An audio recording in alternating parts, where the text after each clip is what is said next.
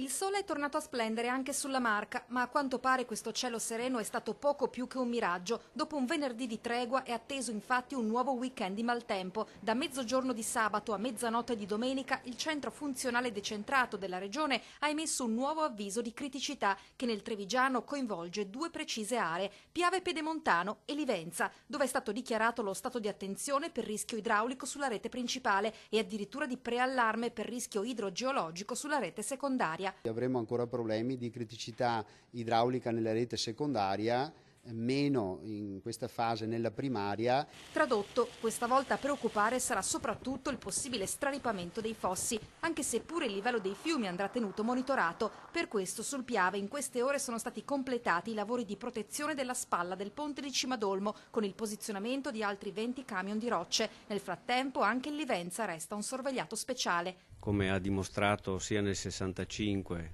nel 1965, che l'anno dopo, è in grado di mettere in ginocchio tutta la zona che sta sotto Motta di Livenza. Inoltre sulle colline trevigiane è stato dichiarato lo stato di preallarme per rischio geologico, il pericolo di nuovi movimenti franosi. Avremo alcuni problemi legati a smottamenti e azioni svolte sul terreno dalle piogge che scenderanno. Saranno delle precipitazioni abbondanti, in alcuni punti saranno anche forti, quindi di una certa intensità.